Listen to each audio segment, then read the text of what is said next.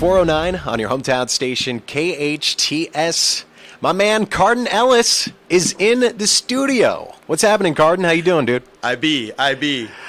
Now, you are the CEO of Unipest, Universal Pest Control, here in Santa Clarita. I'm the C something. Yeah, right. That's what happens when it's family owned and operated, is you wear lots of hats. I don't know if CEO would fly well with my dad, but CFO? Okay.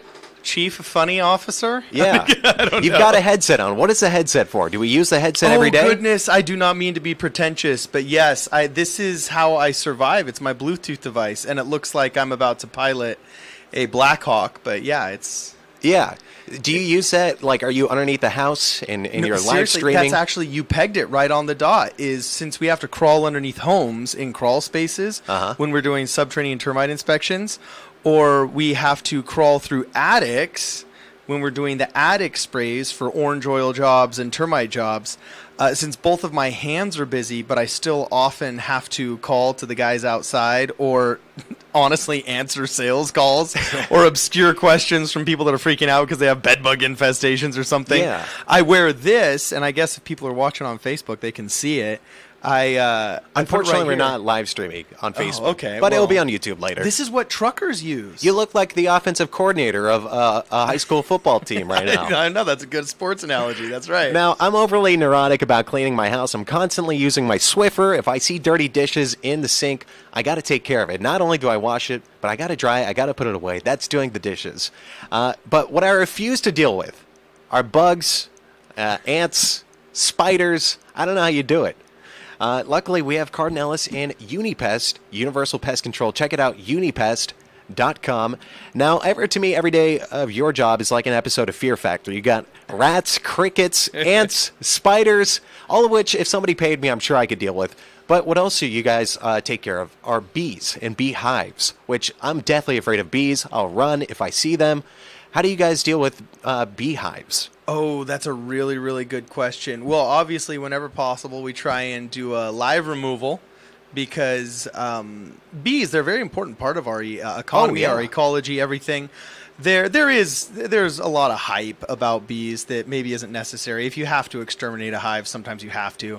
And usually that's in emergent situations, like obviously if it's next to a school, a playground, something like that. People don't realize it, but bees are the most dangerous animal in North America. They kill more people than any other animal. Is that right? Yeah, it's just we don't, it doesn't reach the news because it's not really that interesting of a story. But yeah, bees are very dangerous, especially if they swarm and somebody's elderly or young and they don't know necessarily how to escape.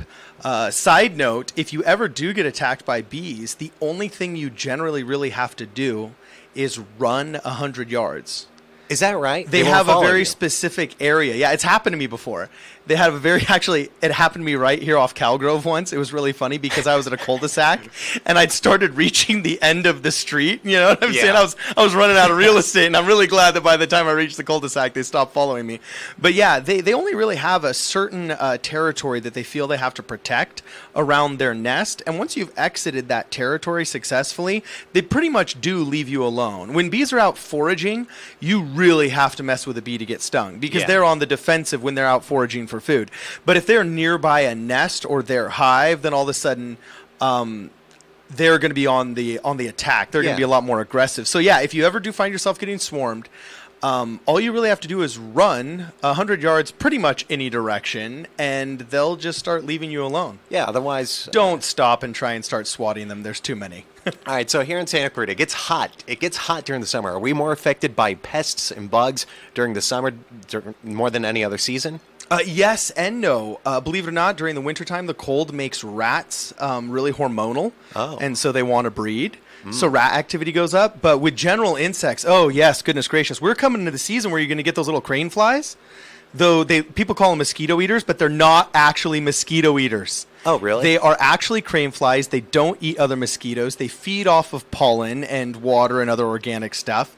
And though they look crazy, like they're out of a science fiction movie, they are totally benign. They're harmless. Don't sweat it. They're crane flies. You can call us.